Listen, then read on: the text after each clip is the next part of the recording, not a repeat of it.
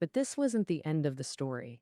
By 1920, many American pharmaceutical companies not only launched their own acetylsalicylic acid projects, but also used the aspirin trademark without Bayer's authorization. Bayer Corporation subsequently filed trademark lawsuits.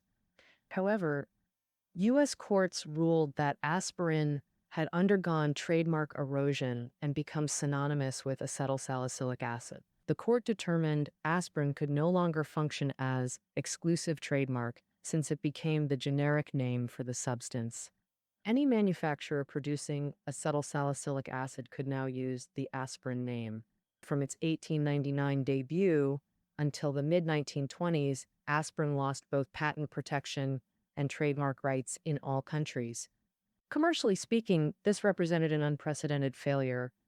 Yet this outcome, ironically, facilitated aspirin's global spread and its profound impact during both world wars.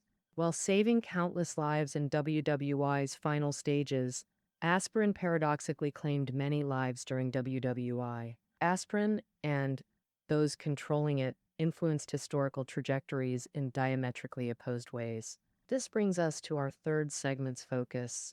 How did aspirin shape humanity's destiny during both world wars?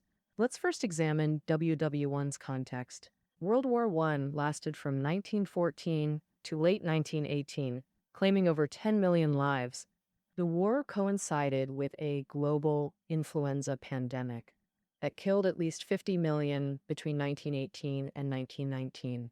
This flu first emerged at a Kansas military camp in early 1918. As American troops deployed to Europe, they carried the virus across the Atlantic. British, French, and German troops soon fell gravely ill, spreading the flu to civilian populations.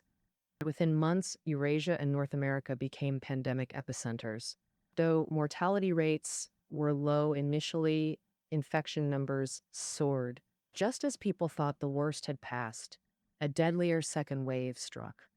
The mutated virus proved far deadlier than previous strains, causing severe body aches and uncontrollable chills.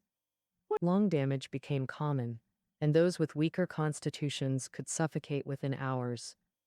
This wave also spread more aggressively. Africa, South America, and Australia were all dragged into the pandemic. With no targeted treatments available, medical communities reluctantly turned to aspirin as last resort. As previously mentioned, aspirin offered fever reduction and pain relief. While it couldn't eradicate the virus, aspirin alleviated symptoms and strengthened patients' will to survive. This proved invaluable during the global panic. Doctors worldwide began recommending aspirin for flu treatment. A London physician praised, "Aspirin might be the only effective flu remedy we have."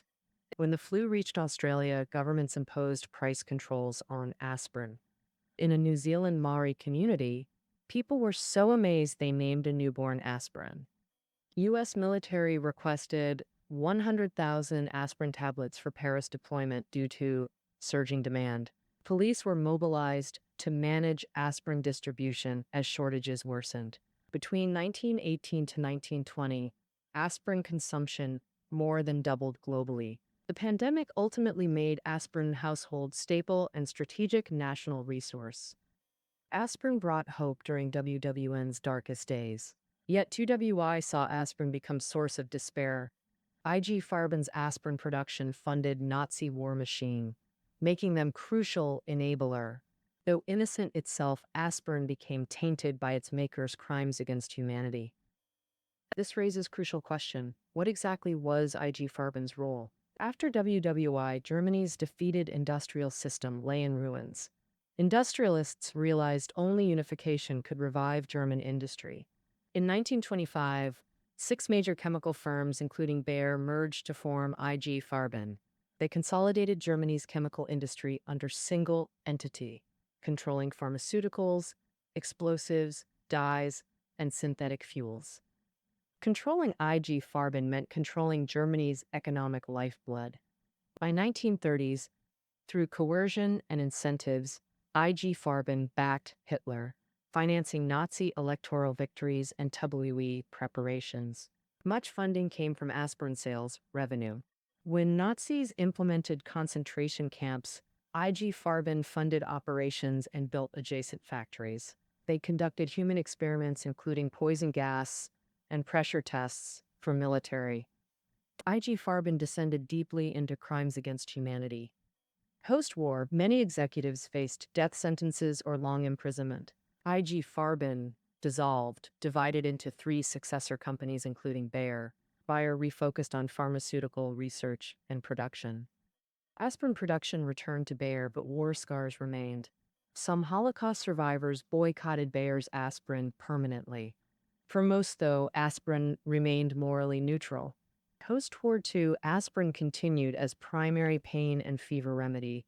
Widespread production led to market saturation and profit decline. Pharma companies raced to develop new painkillers for profits, marginalizing aspirin. The book's final chapter. How did aspirin decline after 2002? And why wasn't it completely phased out, remaining relevant today?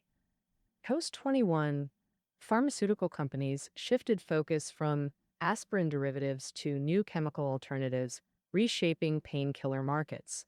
Two new substances emerged that significantly challenged aspirin's dominance. First was acetaminophen, developed by Yale scientists in 1946 with effective pain relief properties. Bayer's British subsidiary developed Panadol based on this research.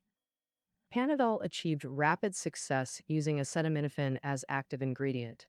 American versions followed, including famous Tylenol by McNeil Laboratories. Tylenol became J&J's flagship product after acquisition, severely impacting aspirin sales. Second breakthrough was ibuprofen, discovered by Boots Pharmaceuticals. Ibuprofen outperformed aspirin in anti-inflammatory and fever reduction capabilities. Launched in 1969 as Advil, it with Tylenol drastically reduced aspirin's market share. From market dominance to near obsolescence, aspirin's dramatic fall. But new pharmacological understanding revived this old drug. From willow bark remedies to pain management, its mechanism remained mysterious until 1971. British pharmacologist Sir John Vane solved the mystery through years of research.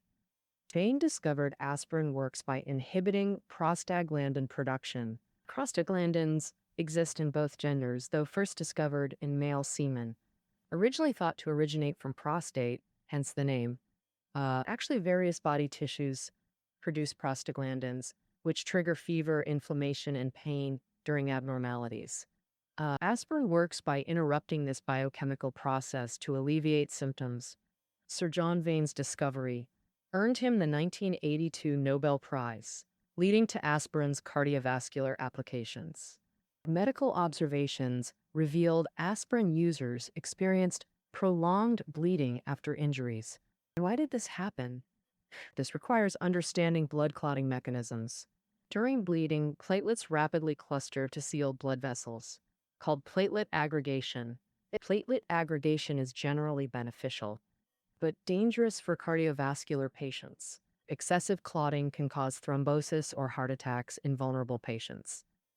Thromboxane, a prostaglandin, drives clotting, which aspirin inhibits. This explains aspirin users' bleeding challenges. The same mechanism makes aspirin effective against cardiovascular diseases. How effective is it? Clinical trials showed 33% reduced heart attack risk and 20 to 25% lower recurrence rates in aspirin users. Remarkable considering cardiovascular diseases' high mortality and aspirin's affordability. This breakthrough revitalized aspirin's medical relevance.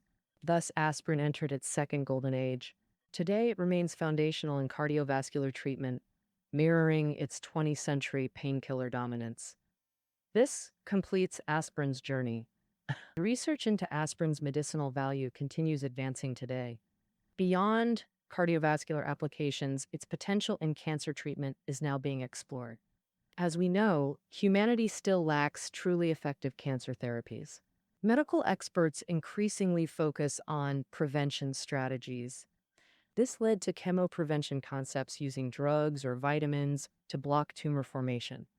Aspirin shows remarkable promise in these clinical trials. Some studies suggest 50% reduction in colorectal cancer incidence with aspirin. Other research indicates preventative effects against oral or esophageal cancers. However, these findings remain preliminary, requiring further validation. Perhaps future breakthroughs will establish aspirin's cancer prevention role, like its cardiovascular legacy. This concludes our exploration of the Aspirin Chronicles. Study notes are below the audio. Until tomorrow.